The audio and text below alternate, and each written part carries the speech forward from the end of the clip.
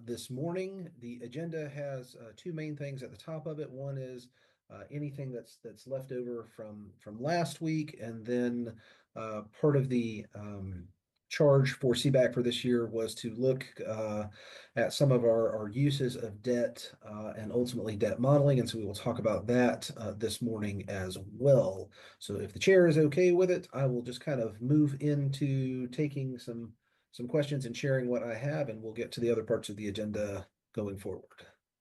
I see a head nod. Here we go. Let me see if I can get this shared for us. Give me just a second.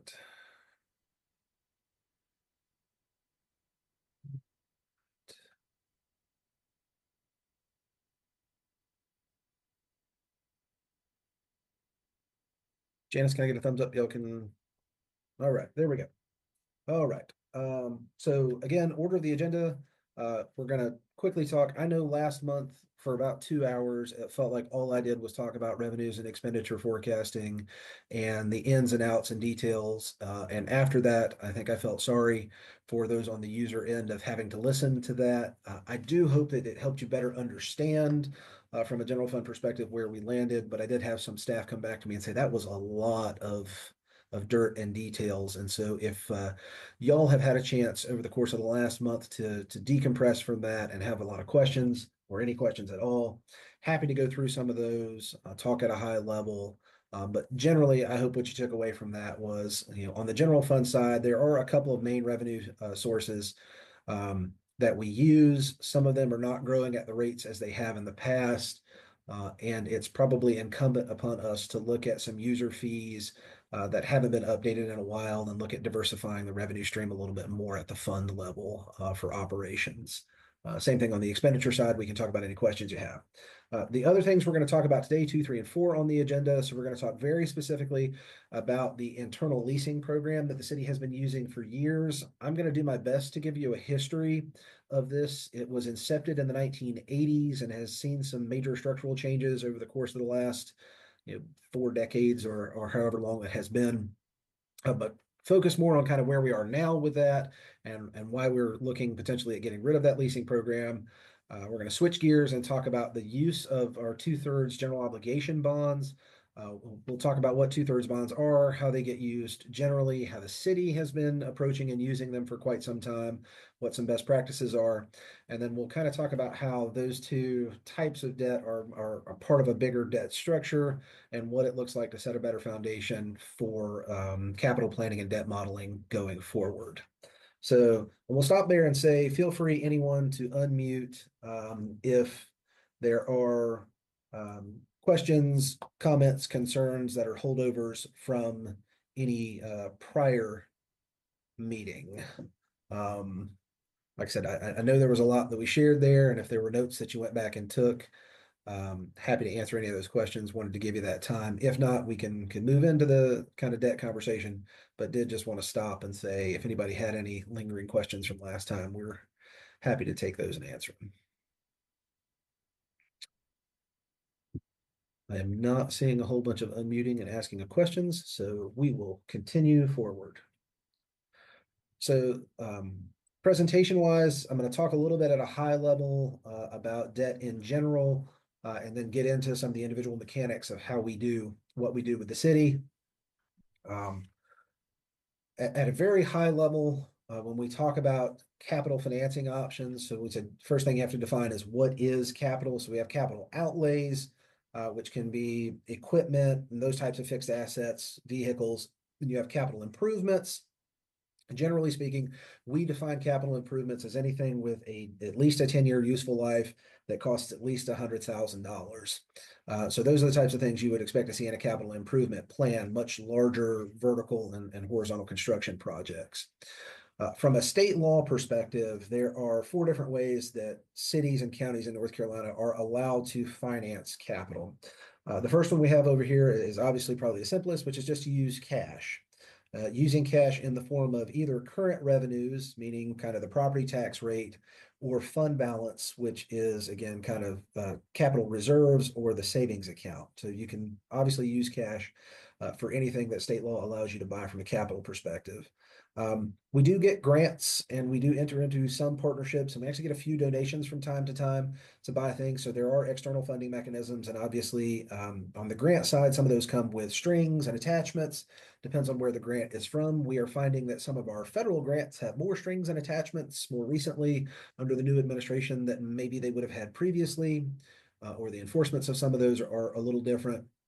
But what we're going to spend most of the time this morning talking about is that third graphic or icon, which is borrowings, and underneath it you see bonds, TIFs, and installment financings. So there are several different bond mechanisms. We're going to talk about general obligation bonds, which is a bond that the city uses its full faith and credit to support in terms of taxing authority. There are all kinds of other types of bonds, special obligation bonds, revenue bonds, limited obligation bonds. We'll talk about some of those, but we're really going to focus on what we're talking about on GEO bonds, and very specifically our 2/3 GEO bonds, and we'll define those too. TIFs you see there, we're not going to talk about tax increment financing. That's a whole different mechanism related to community and economic development for projects, but can answer those questions if somebody's interested. And then we'll talk a little bit about installment financings, but installment financing just means a shorter term financing. We're talking usually about 5 years, more kind of what you would consider a standard lease. I do have a note there. There is a fourth category under state law with special assessments, but again, those are very specific to very specific types of projects and setting up tax districts for such. So cash is the easiest way. Borrowing is what we're going to talk about because we're currently doing some borrowings that the city manager has come in and kind of questioned why the city has been doing it. I will say, and I think I've said this before, the new city manager that we have is the former past president, is a past president of the Government Financiers Officers Association of the U.S. and Canada. And before becoming assistant city manager and city manager, spent the better part of 2 decades as a budget and finance specialist in local government, and then has spent 2 decades after that in management capacities. And so he has taken a very keen eye to our finances and quite frankly has identified some things that staff already knew about, but that he is bringing a different level of management interpretation and action to. So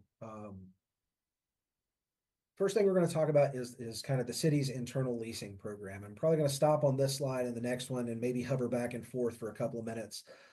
I'm going to kind of explain this, and then I want you to ask questions about this. The graphic is very simple in nature, and what comes with the graphic is probably going to be a little longer. So the city currently has an internal leasing program, which is kind of that block in the middle. And the way that leasing program works is we issue limited obligation bonds, which are a type of debt instrument. And we essentially have a bank out there, but it says bondholders below it. We are issuing debt, and we are taking that on to buy, and I've got a fire truck over here, but all kinds of equipment, but sanitation trucks, fire trucks, police cars, everything like that. The individual operating departments, as part of the budget, are making a principal and interest payment back to the leasing program. And the leasing program makes a principal and interest payment back to the bank where the original debt was issued. When this program was originally incepted in the 1980s, the leasing program was not actually a part of the city.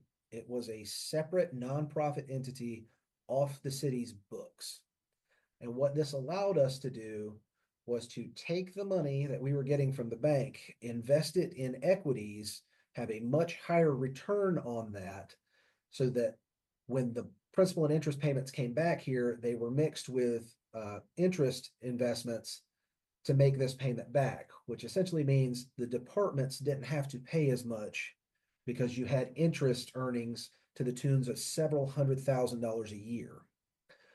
At some point many years ago, the auditors decided that looks a little weird. You need to bring that onto the city's books just to show the relationship, because this entity, the only thing it was doing was financing city debt or city vehicles and buildings. So we brought it onto the city's books as what was called a blended component unit. And we started having to show the debt modeled with the city's debt. And then at some point, it went a step further, and the program was actually removed entirely as a separate entity, and it is physically on the city's books as a city fund. We are subject to different rules, different arbitrage rules than the separate entity was, which means all of those interest earnings that we used to be able to make as a separate entity, we can't make anymore. So you had the program so that basically those interest earnings would subsidize the principal and interest payments departments would have to make. The way this thing was originally set up, enterprise funds paid 5.5% interest, and general fund entities departments paid nothing. So essentially, the enterprise funds were paying P&I or were paying interest payments, and the general fund was being subsidized by the interest that we were making. That's not happening anymore. And basically, the P&I payments coming from here are the same thing going here, and we're in a high interest rate environment now.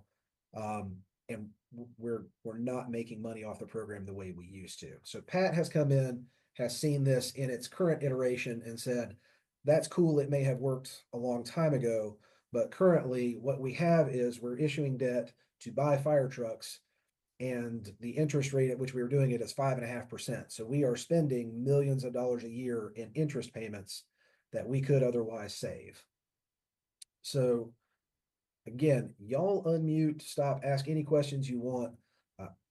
I did not ask Kelly to come to this meeting. I told her I would scribe down questions and we would bring her back for the next meeting to get into the details of some of this if we needed to.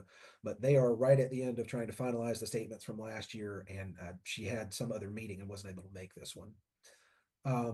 So in talking about the purchase of the leasing program originally, the idea was when you issue bonds, they issue at a slightly lower rate. Again, they can make interest earnings on that idle cash while it was sitting there, and you can spread out the cost of the vehicle over 5 years instead of over 1 year. And so we talk about this. In the first year that they did this program, it was amazing for the general fund because the general fund paid no interest and only paid 1/5 of the value of what it was buying. So for the first 4 years we did this, it was an amazing windfall to general fund balance to help this. In many subsequent years after that, the general fund paid no interest at all, so it was still a win. The cost of something goes down over time relative to constant dollars. As all of that has started to change, it has come onto the city's books, interest rates have gone up, and we have leveled what interest the enterprise versus general fund departments pay. The general fund is now paying 5.5% interest annually on that debt. Again, a much higher interest rate environment that we're currently in. The general fund didn't used to get charged interest, and what used to be called the North Carolina Municipal Leasing Corporation as a separate entity is now just the leasing fund on our books. I'm going to stop there and say that's kind of the 30 or 20,000 foot level of how the leasing fund works.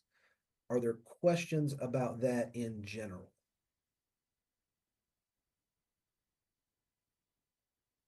I don't see any. Tony, it looks like you want to ask one. Yeah, I mean, I don't know if you know the answer to this, but like when we did have the previous program, the separate entity program, who managed the investment portfolio for that program? So there was one position that actually worked for, this gets even more complicated. So North Carolina Municipal Leasing was also a part of the Risk Acceptance Management Corporation, which was a separate entity as well. And there was one FTE that worked in a city building but was not on the city's books that managed North Carolina Municipal Leasing and the Risk Acceptance Management Corporation. Both of those private entities combined came onto the city. So what used to be called Ramco is now the city's Risk Management Reserve Fund. Okay. And so we had basically two separate entities that were doing nothing but city business, that at some point the auditors came down and said, those are not separate entities. And in those changes over time, they became part of the city. I think it was in 15 or 16. And since then, they have been on the city's books, and those entities have since been dissolved and have no assets remaining. Okay. Does that answer that question? Yep. Yeah. So there was one, I think, financial analyst or senior financial analyst that did all of this work, and the P&I payments from the departments back to leasing had to be enough to help cover her salary benefits and the operating expenses that were associated with those instruments as well. Now, having said that, the city's chief financial officer and accounting services programs obviously played a role in that, but those were kind of sunk costs. When that debt was issued, the city CFO was the one sitting at the table working with the FAs and the bond council on that debt issuance. But there was one accountant who did the day-to-day work that was off the city's books that entity was paying for. What I Scott, I will have a say, question. yes, Um, Compared to peer cities, is this set up similar to what other cities were doing in North Carolina or are doing? absolutely not. Yeah. We and until it was dissolved, we're the only city in North Carolina that was doing this. Everybody else, generally speaking, kind of has what we're going to, which is just a sinking fund that you're paying into. I don't know, I'm going to say this publicly, and I don't know that this is 100% accurate, but I had heard at some point what we did, people were very interested in it. And after we did it, the local government commission advised other units not to do it. Um, it was for its time extremely innovative. But I think in its dissolution, there were a lot of questions about should the city really be able to set up a separate entity to avoid the same rules that are in place from the local government commission regarding bond indebtedness? Because that's really my understanding of what happened when they set this thing up is we figured out we could set up a separate LLC separate from the city and avoid some of the rules that cities and counties have to follow. And so several other cities and counties said, hey, that's pretty cool. We'd like to do that. And while the LGC approved it for us in kind of its inception, after they looked at it, I think they went back to other governments and said, we're not going to approve that going forward. They did not retroactively come back to us and say, we're going to dissolve it. But I think they did say, we're not so sure about that in the future. And so, to my knowledge, no other city in North Carolina or county in North Carolina had this set up. Again, at the time, it was a great idea. It allowed you to buy everything in the general fund with from a budget perspective. I paid no interest and was able to fund those over time. So when the budget director heard about this, the budget director at that time probably was like, cool, let's continue to do this. Again, it's changed over time. We don't have the same environment that we had, and restrictions have changed on it. And it's really gotten to a point where it doesn't serve the same purpose. You can't make the interest yields on it, and the accounting for it. And I've got this on a separate slide. It is a little bit of a nightmare, and has become a lot more difficult with some of the new GASB statements that have come out. So he said it. He said it in. In general, this is a very simplified version of this, and we could get into different discussions and iterations. I'm happy to go back and put together some more numbers and bring it back to you. But for the fiscal year 25, the current year that we're in, departments were budgeting to pay over $2 million in interest payments. And so this is the part where the city manager came in and said, well, if I wasn't making $2 million worth of interest payments, I could either A, save the taxpayer $2 million, or B, buy $2 million more worth of equipment that we need to replace and stop telling departments we don't have the ability to do it. Again, general fund didn't used to get charged interest. In fiscal year 25, just in police, fire, and sanitation, we had more than $1 million worth of interest payments scheduled. The example here at the bottom is kind of the basic net present value calculation of how this works for one installment financing of $15 million. So the first bullet point, if we have $15 million of equipment that we need to buy in 1 year, and you finance it at 5.5%, you're going to end up paying $2.5 million in interest over the course of 5 years. A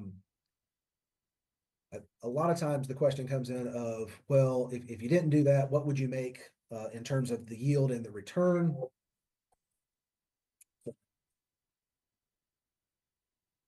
Hopefully y'all didn't hear the phone ring there, but it comes through my computer.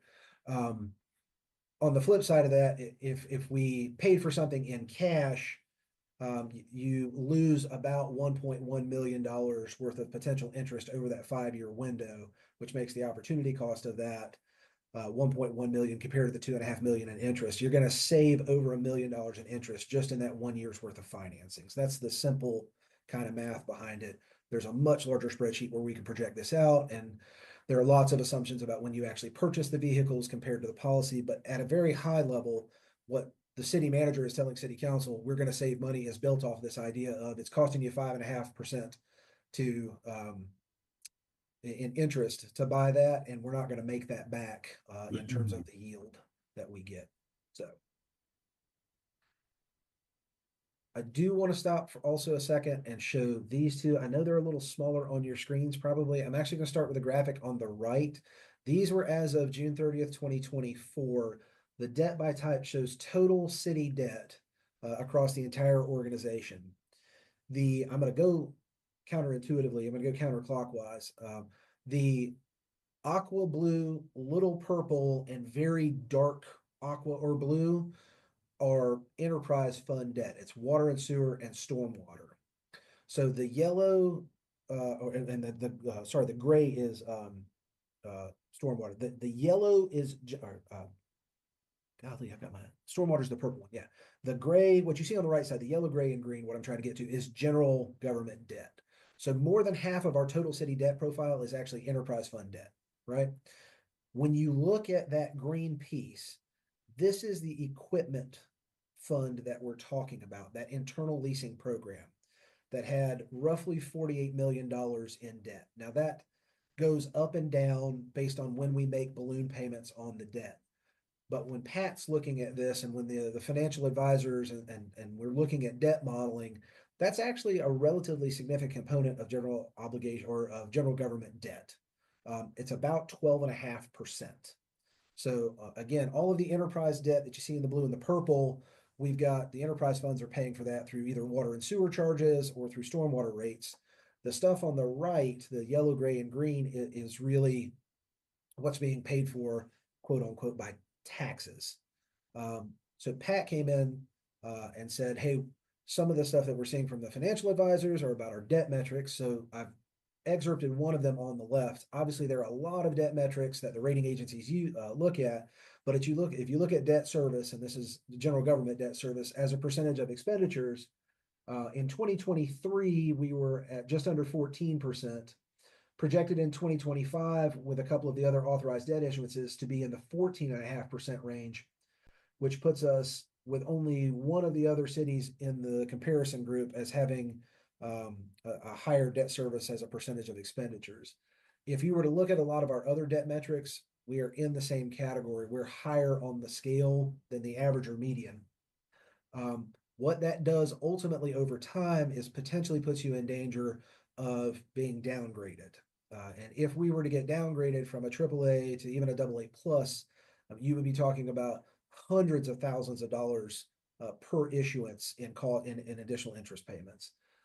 So Pat is very interested, rightfully so, in looking at the overall debt profile and looking specifically at equipment, saying, okay, we could save the taxpayer money by not issuing that debt, and I could also eliminate that part of the debt profile, which makes our ratings look even better. So it's got multiple positive attributes.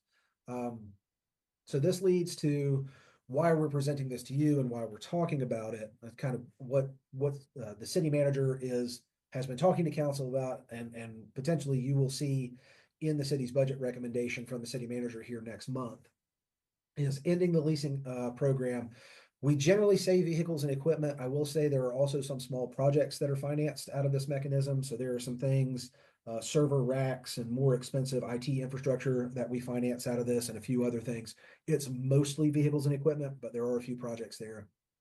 And again, the rationale is to save money on the interest payments, kind of reduce the overall burden on accounting for this cumbersome process that we have upstairs, and improve the overall general government debt metrics. by reducing the debt profile for general government debt. All of that being said, one caveat note here at the bottom. In the future, if we get into a completely different environment, if we have the realization of this is if we have another major recession and the interest rates really start to fall and you get to the point where you can issue debt again in the 2% range, this conversation comes back of, okay, does it now make sense to actually issue the debt because it's at such a low rate that it's lower than inflation, and so you're actually winning kind of that cost game. That is a conversation that would come forward when and if interest rates fall, but at the level that they're at now, it doesn't make sense under the current scheme. So that's the equipment leasing fund, how it works, and what the manager is recommending. And so I think what we're looking for and discussion now or at the end of this slideshow presentation or next month is, does that make sense to CBAC? Do you see the same kind of principled argument in that the manager is putting forward and would recommend that the city move in that direction as well? Generally speaking, that might be one of the recommendations that you do or don't, or that you have, other externalities you want to look at from that. But I think this is one of those that we would be looking for as staff for you to have some sort of recommendation related to the equipment leasing program. The second piece that we were intended to talk about today with respect to kind of our debt structuring is the use of 2/3 bond money. And so unless somebody unmutes, I'm going to jump into that one. And again, we can talk about all this at the end. So we're going to transition away from kind of that leasing program where we issue debt and the departments make P&I payments back to cover it. And we're going to talk about our 2/3 GO or general obligation bonds, what they are, how we use them, what we should use them for. And again, I will tell you there are some things that staff has been looking at for a while, and with a new city manager, he has come in and said, it's time to stop looking at those things and it's time to start making progress and action in some of those areas. So we'll start with what are 2/3 bonds. For some of you that have been on CBAC for a while, you probably know what these are or have heard us talk about them. I have the state law definition. So a unit may issue new bonds, GO bonds, in an amount up to 2/3 of the amount by which the unit's outstanding general obligation indebtedness was reduced in the preceding fiscal year. As is everything in state law, you got some big words there. But what does that really mean? And what it means for us is without voter approval, a city or county can issue new general obligation debt equal to 2/3 of the principal we paid off the previous year, net of anything you issued. So if you didn't issue any new GO bonds last year, 2/3 of the principal you paid off, you can issue again in the future without having to go out for voter approval. The piece there that's different is normally general obligation bonds would have to go on a referendum. This is the only type of general obligation bond in state statute where you don't have to go out for a referendum unless the taxpayers require you to do so. And we'll talk about that here in a second. The sub bullet point down there at the bottom is, so state law allows you to do it, but you obviously have to have a debt model that allows you to pay for it too. And here in Winston-Salem, we do. Our the debt service fund pro forma, our debt model builds in property taxes, sales taxes, and ABC revenue as the major revenue to cover all of our general obligation debt issuances, which includes 2/3 bonds every other year. And I'll show you what those have been used for previously. So again, talked about 2/3 bonds. What can they actually be used for? They can be used for anything we can issue debt for, any capital expenditure other than auditoriums, coliseums, stadiums, convention centers, art galleries, museums, historic properties, urban redevelopment, public transit, and cable TV systems. So there is a caveat or a carve out in state law that you can't use it for these issues where the General Assembly has said, we want there to be a referendum before you pledge tax dollars towards these types of entities. We don't want you to go out and build a new $30 million Coliseum without asking the taxpayers whether they want a new $30 million Coliseum kind of thing. But generally speaking, that's a very small carve out list. So we can still use it for streets. We can still use it for public buildings, which is generally what you would use this money for, or any other capital expenditure that meets those thresholds. Again, I stole this directly from the School of Government that does kind of a Finance 101 thing. I did want to note down here at the bottom, we say 2/3 bonds don't have to be voter approved, but there actually is a mechanism under which via petition, the taxpayers, registered voters, can force a referendum on 2/3 bonds. 10% of a unit's qualified registered voters is actually a pretty high threshold. When you think about turnout in general elections is never more than the 30 to 40% range, you're talking at that point, a quarter or more of your voters would have to sign the petition. So it is a pretty high bar. Generally speaking, this is just part of the debt model. People understand that we're using it to fix public facilities, and it's not a question. There have been a couple of places where this has come up. I think it came up in Greensboro several years ago. But generally speaking, I don't think I've ever seen anyone actually enforce the referendum via petition. So that's what 2/3 bonds are and what they can be used for. What have we historically been using them for? And this is a page directly out of our capital improvement plan for what we have used. Now, what you will see is, again, every other year is a zero because we can only issue them basically every other year because you have to, it's the net retirement piece. But I'm going to read some of these off and we're going to talk about this. But the city has used 2/3 bonds for fire gear washing equipment, fuel tank replacements, kitchen renovations. You'll see several facility renewals. That's kind of a maintenance pot. That could be HVAC units, that could be roofs. There's several things that go into that. In our recreation and park area, building improvements, park security improvements, lighting, golf course improvements tend to be like bridges and cart paths and things like that. Tennis court resurfacing.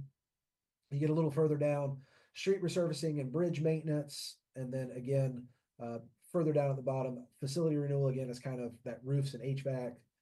And then green infrastructure improvements was really designed to be solar panels and other things with a longer useful life on the sustainability side. What I would tell you as a budget director is in looking at this list, general obligation bonds for the city of Winston-Salem are issued at a 20-year term. There are a few things on this list where we might find it questionable that that asset is going to last 20 years, or even if it does last 20 years, is it at a threshold where you should be issuing debt for it? So when we talk about general guidelines for use of general obligation debt, the first thing is the asset's useful life really should be at least as long as the term of the debt instrument. So if we build a rec center, we expect a rec center to last 50 years. You finance it with 20-year debt, that's not really a problem. If I am building something, so we have historically been using 2/3 bonds for street resurfacing for decades. There are streets that we have that do not last 20 years. Some of your residential streets may be 30 or 50 plus years before we resurface them. But some of our commercial streets that get really intense high use, you may be resurfacing those streets every 15 years. If that is the case, you would be making principal and interest payments on an asset that you no longer have because you have had to mill and then resurface it again. So there are some of those assets, streets may be one, some of those things in recreation, are they really going to last 20 years? We've had some of those conversations previously as staff. The manager has come in and said, those are conversations that we're going to have again, and to the extent practicable, we're going to stop doing that kind of stuff. It's just not a best practice. The last bullet point is geodebt should really be used for something that you can build pretty quickly. You should have designs in place already. It should be kind of shovel ready, or at least you shouldn't issue the debt until the project is ready to be moved along. In some cases, because of how we issue the 2/3 debt, we've said we want to do this, but that project may not start for a while, which means you're paying principal and interest and you haven't even started the project, and it may be years down the road before it gets moving. That causes all kinds of other problems too. But just standard general best practice is also not to issue the debt way in advance of when the project starts. Causes all kinds of problems. So that leads to the natural question of, if these are the best practices and we have not been adhering to them in principle, why not? And this bullet point that I have at the bottom is a more colloquial way of saying, we have been using the funding mechanisms that are available to us to meet the city's highest needs for maintenance without significantly increasing the tax rate year to year for that purpose. When Pat came in as the manager and asked me, some of these roofs and HVAC units, we really shouldn't be funding those through 2/3 bonds. Pat Pate, our new city manager, actually worked in our budget office in the mid-'80s, and I pulled our capital plan for him from the mid-'80s and showed him we were allocating 2/3 bonds to roofs and HVAC units 40 years ago when he was originally here. This is a practice that is, and I will tell you this, although not a best practice, is standard. There are many other cities that are issuing this type of debt for roofs and HVAC units, hoping that roof lasts 25 years and that HVAC unit lasts 21 years. We're not the only people doing this, but just because everyone else is doing it doesn't mean necessarily that you should be too. So what I would tell you is that last bullet point that says use debt service funding to artificially keep the tax rate lower is a way of saying we had a debt model in place that was already tax supported, where we could issue debt for some of these maintenance type issues and not have to raise the tax rate and still meet in some way some of our highest maintenance priorities.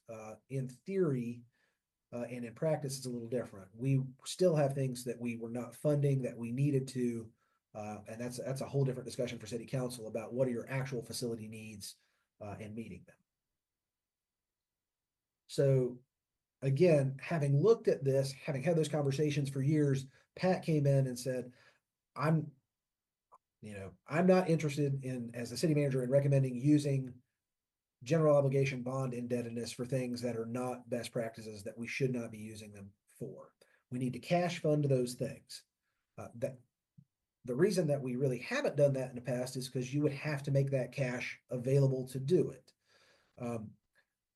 If I go back, you'll see the 2/3 bonds are roughly in the $10 million range every 2 years, which makes it about $5 million a year worth of work or capacity. And what that means essentially under the new revaluation numbers would be creating 1.3 cents on the tax rate in cash to do that instead of debt funding it. I will say, and I'll kind of skip to the third bullet point on this slide, there is some offset to that over time, over a long period. If you don't issue the debt, you obviously don't have to pay the principal and interest payments. So while you could raise the tax rate to create the cash, you could lower part of the debt service fund tax rate incrementally to help offset some of that. The problem that has been identified is that it's not that we don't have a need to replace facilities.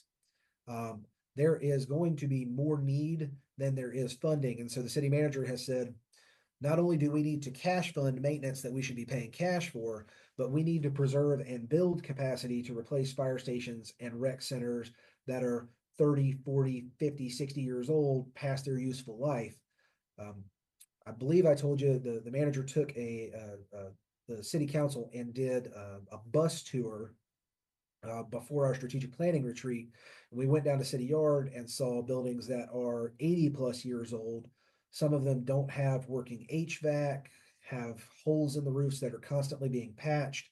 And so there is a significant need to replace city facilities. And so the manager is going to show to council as part of the budget presentation, you have a need to cash fund your regular maintenance because you shouldn't be using debt for it. But you also have a need to preserve and build debt to replace those buildings because many of them are just simply beyond their useful lives at this point. The note in the middle is what we're going to get to, which is we need to get out of the mode of responding to what do we have to do next year and using debt to do it, and creating a better planning mechanism for what are our operating needs, what are our real capital needs, and how do you fund those over time. So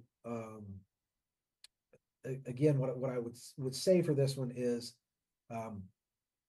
this is the model that you should be looking at. You should do long-term capital planning, facility condition assessments. I know what needs to be rehabbed. I know what needs to be replaced.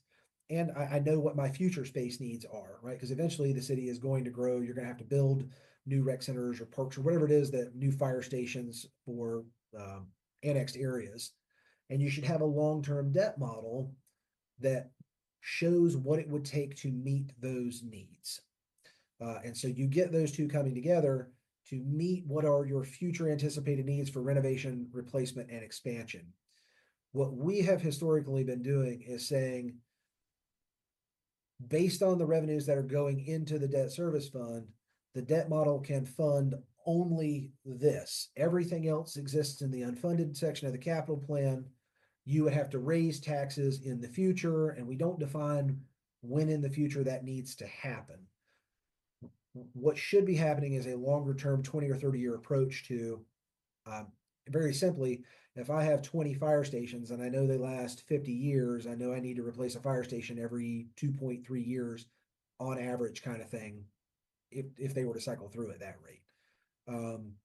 We're not doing that. We've basically said we can only fund X amount unless you want to increase the tax rate, and council decides when they want to increase the tax rate. So what Pat wants us to do is a much more solid long-term planning view. The current capital plan is only a 6-year window. He wants to look at a 20 or 30-year window and then talk about a funding model that looks at where would we be 20 or 30 years from now with respect to being able to replace buildings that we know need replacement over that schedule. So at a high level, what I would expect to see in the city manager's recommended budget, what is part of CBAC's work plan for this year, is to look at the leasing program and, from a city manager's perspective, provide feedback and recommendations on elimination of that program, to move to cash financing of vehicles and equipment. In order to do that, what you will see and what we were talking about behind the scenes is using available cash in the debt service fund to pay off that existing debt. So you essentially would have a balance sheet transaction where you used cash to pay off debt. And as of June 30th, 2025, we would essentially wipe off all the old equipment leasing debt. We would just pay it off. And beginning in 2026, you would start cash funding everything and not making interest payments for fire trucks and dump trucks and sanitation vehicles. The second piece that we talked about is the 2/3 bond component, which is no longer using it for short-term maintenance needs, switching that to cash, and you would have to increase the property tax rate to do that. So this is something that council would look at as a policy decision. And the city manager is also going to say that you need to, as a city, maintain, and I didn't put and build, but and build future capacity for known needs while we're planning and prioritizing for them. So the 26 budget is going to have funding for a facility condition assessment, potentially also for space planning needs for city yard and some other things. So as we are looking at which of our facilities need some upgrades and which need to be completely razed to the ground and rebuilt, and which are in a good condition and really don't need a whole lot, working through that priority and then building that long-term capital plan and debt model that aligns resources with projected expenditure needs in the future. The second bullet point under number 3 is kind of a reframing and refocus culturally for the organization, which is to focus on what needs to be done rather than what we can afford to do. You need to know what needs to be done. You can put those priorities in front of city council, and the city council gets to determine what the city can afford to do and what the burden on the taxpayer can be to do those things. The $5 million that we would create out of the for short-term maintenance needs doesn't really structurally change how much we're adding to maintenance, right? We're just cash funding it instead of debt funding it. There are still maintenance needs that we are not meeting throughout the city, and there are still replacement and renovation needs that we are not meeting. At some point, there are going to be some difficult decisions. They will most likely really begin to start as part of the 27 and maybe 28 budget processes about what assets do you have that are old that need to be renovated, replaced, or rebuilt, and what can you afford to do? We have a lot of recreation centers that were built in the 1960s and 70s. Those are getting to the end of their useful lives. And a rec center that we used federal funding to build in the 1960s and have been maintaining at a basic adequacy level, that same rec center may cost you $7 or $8 million to build now.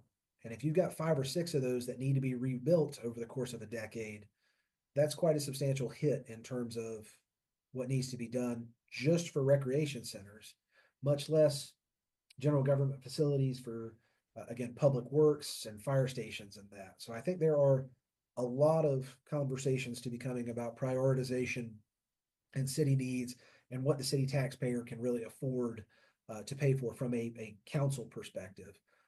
But what we're bringing forward to CBAC as part of the work plan and what the manager is interested in having your recommendations and viewpoint on are eliminating the leasing program and getting away from using 2/3 bonds for what we shouldn't be using it for. Now, I'm going to stop here and say questions, comments, maybe even more than questions generally. What do we think about this? And even specifically, recommending not using 2/3 bonds for something you shouldn't use it for can happen. But at the same time, there's also a recommendation from the city manager to increase the tax rate to cover that difference.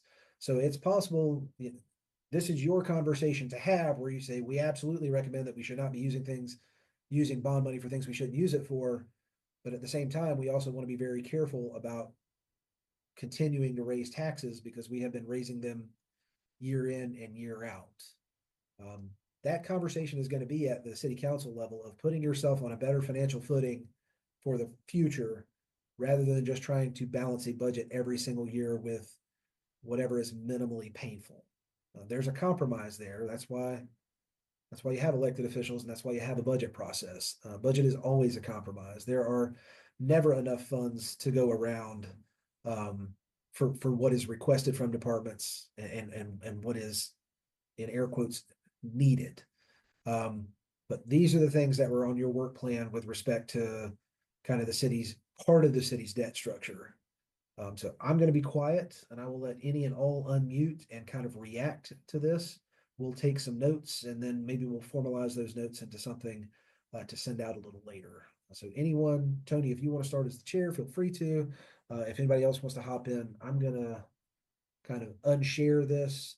I do have the council review calendar. We'll send this out as well, just so y'all are aware of the budget meetings.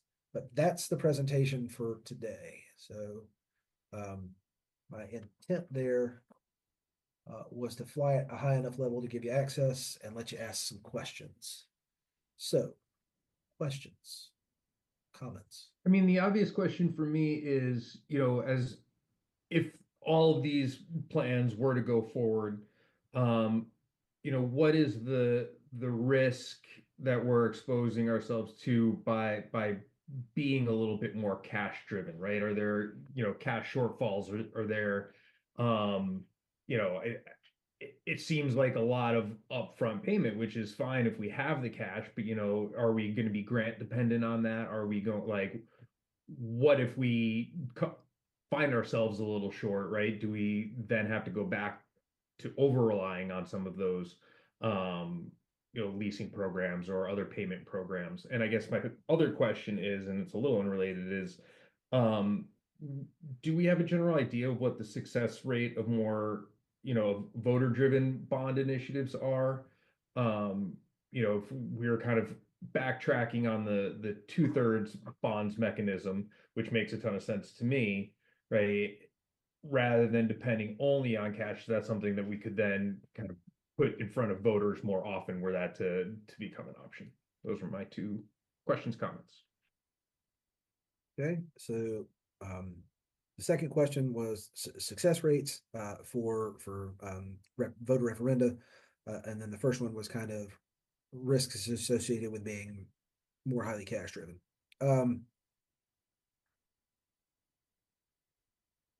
I will get you a better answer for this. I'm gonna give you my initial thoughts on the risk component of this. When you have a downturn, generally speaking, is when you get subjected to this. We can't let the budget increase. We can't replace what we need to. If it's cash driven, you don't have the cash, you can't do what is needed. That is all incumbent upon kind of a political ideology at the council for what the taxpayer can and can't be burdened with. So from an equipment replacement perspective, in a perfect world, what you should have is, however many assets you have and whatever their replacement schedules are, you divide that out, and in a year, the total of what departments pay into a replacement fund should equal that, and then it grows slightly each year as inflation grows. I will tell you, even under the leasing program, when 2008 hit, and for many years after that, vehicle replacement was the first thing we went to balance the budget. And so even with a leasing program, we are way off, or have been. We're much closer than we used to be, but we got way off the replacement schedule, even with the leasing program, because what you have at that point is it's only 1/5 of the cost for next year, but you still have the 4/5 of the costs from the prior years that are there. In theory, the principal and interest payments for 5 years worth are still budgeted there. And on the cash side, you wouldn't have the interest piece, right?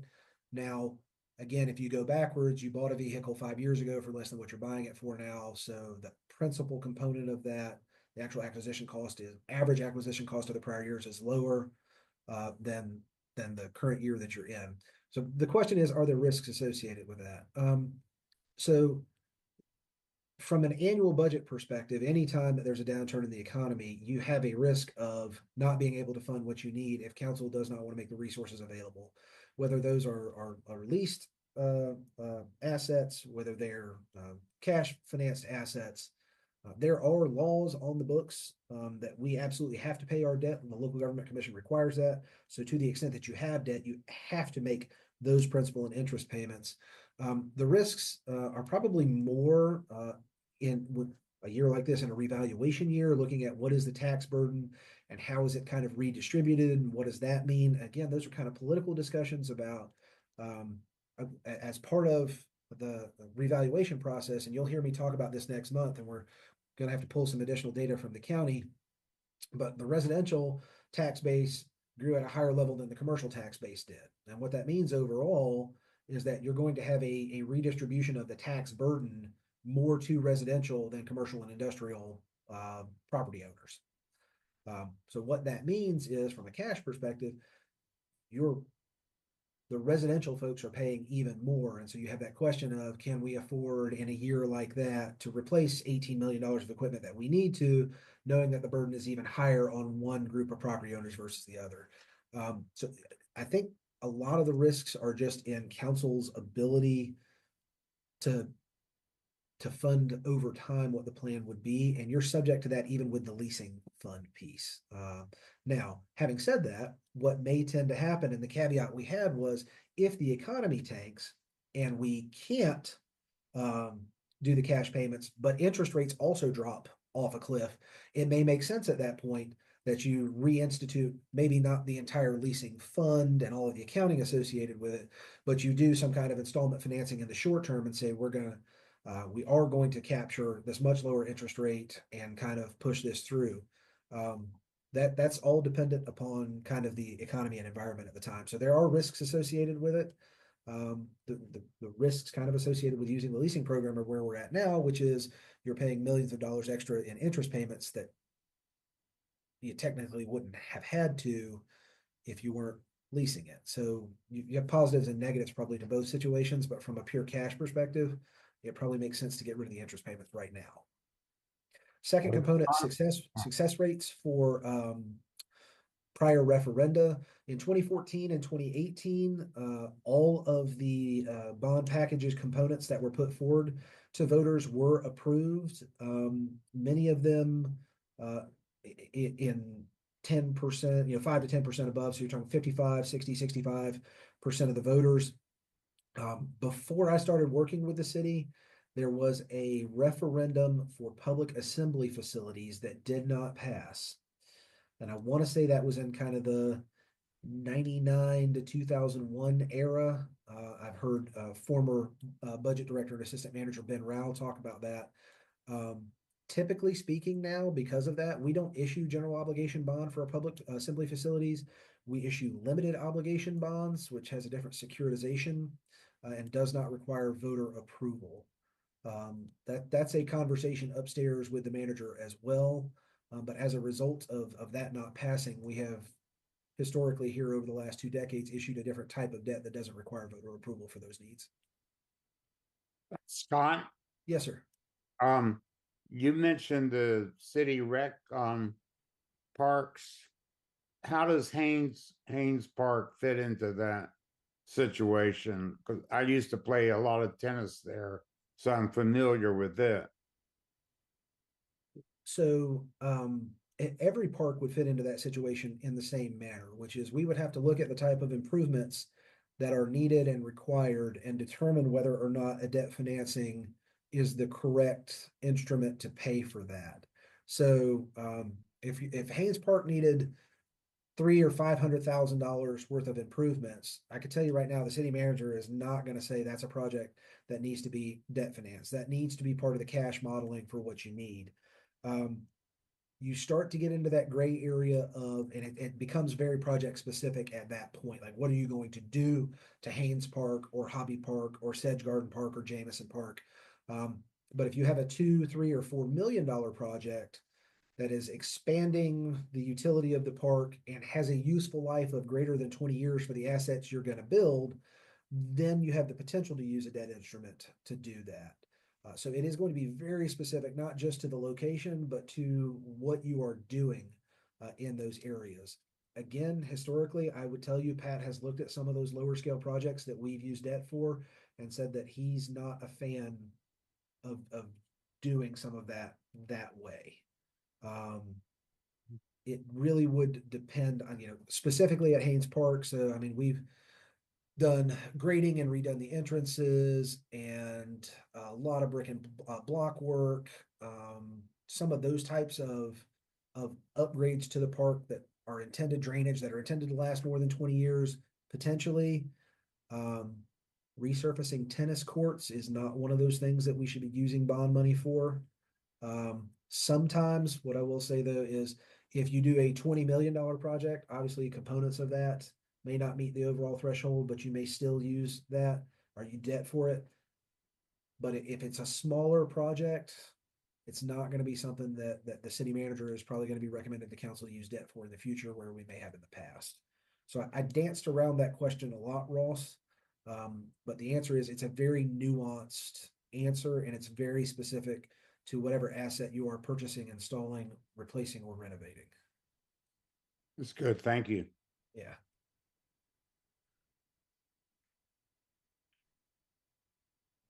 Yeah, for me, I think, Scott, that the rec center situation resonates with me, and kind of thinking ahead to kind of the current lifespan of our current facilities, but also looking at them in, collectively, then we're looking at some of those higher dollar amounts. So kind of planning to use our debt options for something like that, or our bond options for something like that, makes a ton more sense. Even though it is going to be a long-term, a long-term investment should, I would hope that any new construction lasts, more than 30 years. But yeah, for the smaller projects and stuff, I think I'm generally on Pat's side with all of that, which is, let's, put the cash up if we need to put the cash up. But otherwise, right, I think that those repeat projects financed with debt it's just not a great model. We'll note that. We'll ask. I know we don't have all of the members here today, but if Emily or Haysetta or anyone else has any general thoughts for or against what we've talked about, feel free to unmute. Jamesina, same thing for you. If you're kind of in Tony's boat with generally on board with these types of things, or whether you have some issues or or commentary that's a little different from that, happy for anyone to kind of speak up.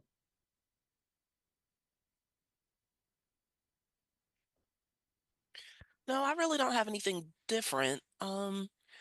I concur with what Tony was saying and also with what Ross was saying too.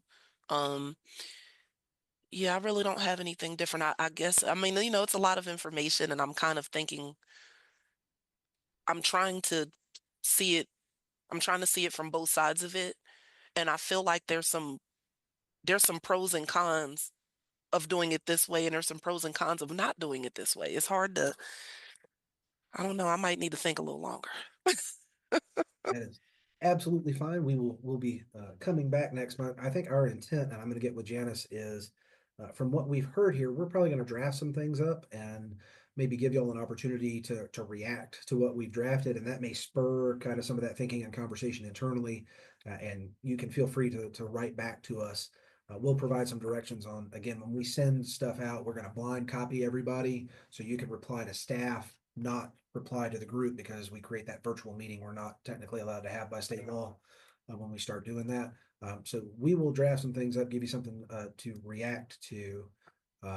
Generally speaking, from my professional perspective, Pat is coming in espousing what our GFOA best practices. He is bringing a very textbook definition and idea to how you should be doing debt modeling and what you should be using debt for.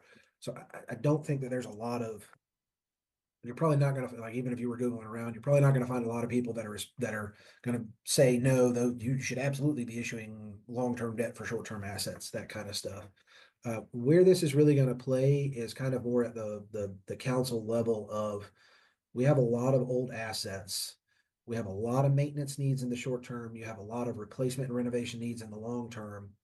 What is the ability to both raise taxes to fund maintenance and vehicle or maintenance needs and continued vehicle replacement as vehicles get more expensive, and raise taxes to put into the debt service fund the amount of money that's going to be required to replace all of those rec centers and fire stations and city yard buildings and public safety center buildings that need to be replaced. And that's where the prioritization component comes in. And I think there are going to be some very difficult conversations for many years to come about, we have built a lot in the past and we have not set aside a lot of money to replace it. You're now at the replacement age for some of these. What are your priorities? And I will say openly, the way these conversations start from an academic perspective is, here is what you need to replace. Here is the cost of doing it. We know generally you don't want to burden the taxpayer with what it would potentially cost to replace all of those. You're either going to spread those out over time and make their useful lives longer, which means higher maintenance costs in the short term, or you're going to have conversations about whether those assets are not in the correct places, or if you have too many of them, can you consolidate them?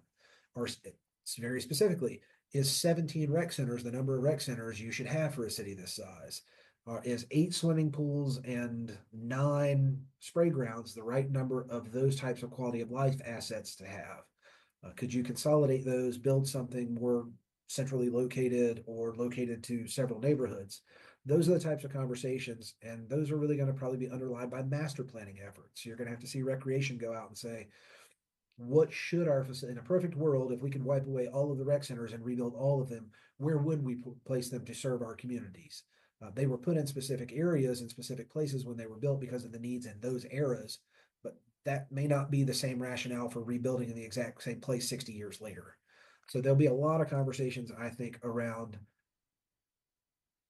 what is affordable to the taxpayer and what is best for the taxpayer, and how do we get there? What is the compromise to get there? Again, we're not facing something that many other cities are not facing. I think if I had the Greensboro budget director sitting next to me, he would be laughing, saying, yes, same thing. We have a lot of assets. We've built a lot of them. How do we continue to maintain them and replace them? But those are conversations every community has. I think Pat is just bringing a more textbook idea of debt management to that conversation. Scott, the last thing for me is, Yeah. I think we've seen this view in the past, what the, in the vehicle replacement schedule is, but it would be helpful, I think, to see a little bit of the kind of lifespan versus lease span assessment, if that's somewhere out there. And kind of as a related question, are we for our leased vehicles, are we leasing to own or are we just leasing to replace with leases? Are we ever not leasing to own? Leasing to own 100% of the time. Okay. We have golf carts are Okay. on an actual lease now for the first time ever. But when you're looking at city dump trucks and fire trucks and police cars, that is, when we say leasing, it's Making sure. 5-year financing. Yeah. We are absolutely purchasing it. On the golf cart side, for the first time ever, a year or two ago, we moved away from purchasing our own towards a vendor model. And the rationale for that had a lot to do with the maintenance of the vehicles and golf carts being a little different now than they were in the past. So that is, I'm sure if I were, as soon as we hang up on this conversation, I'll probably think of another example, but that golf cart example is the one that comes straight to mind. There are some departments that have asked that question. I think you will see that question asked more so for kind of standardized pool type vehicles, so small sedans, small trucks, asking that type of question in the future. And I think it's good to ask those questions to do those financial analyses and look at them. But currently, no, we say leasing, yeah, it is to own. And is the 5-year standard? Yeah. Okay. That's what I figured.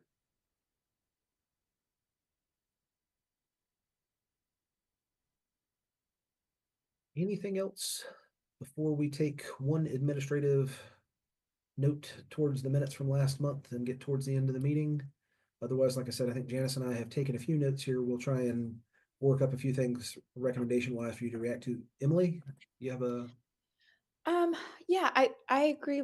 I think what I'm thinking and trying to reconcile in my brain, and apologies, I got booted off a little bit, so you may have touched on this, but with the increase in burden for property tax values that we've learned about, how does that play in to this? Does that create any extra capacity to address this without raising taxes, or would the tax rate just need to be above that?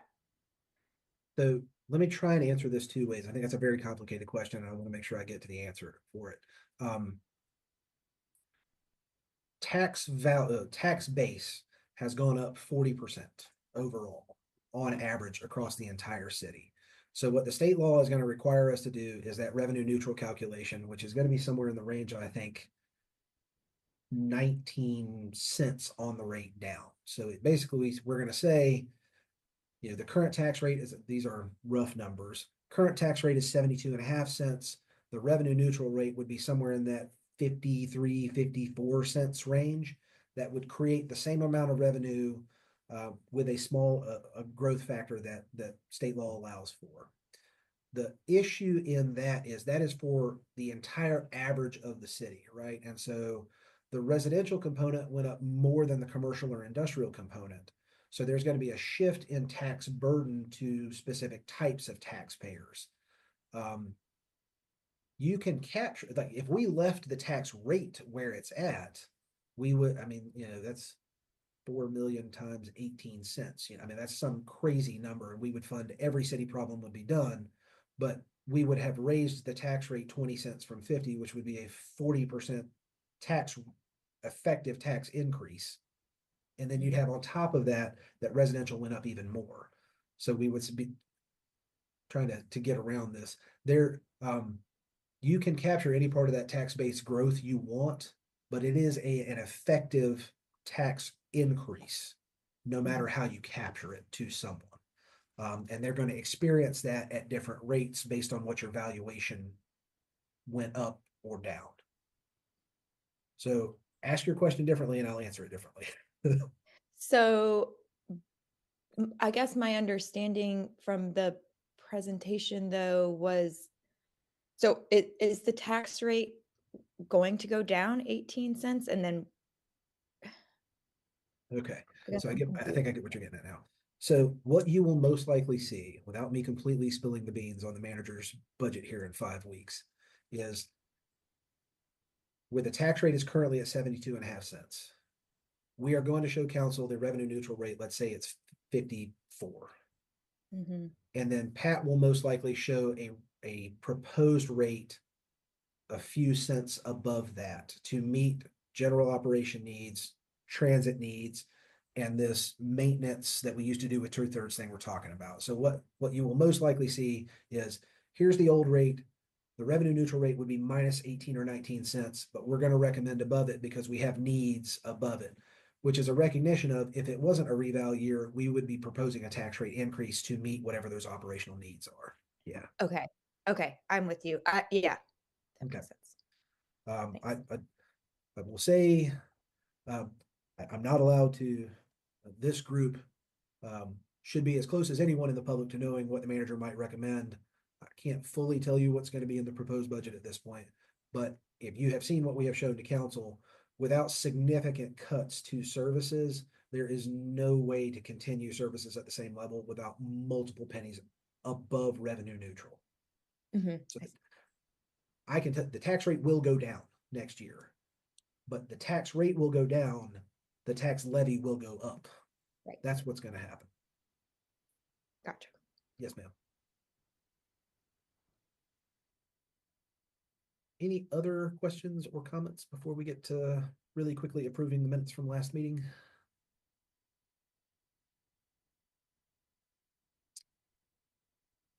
If not, Tony, I would let you take a motion to approve the minutes, get a second and get those approved. Tony, you're on mute.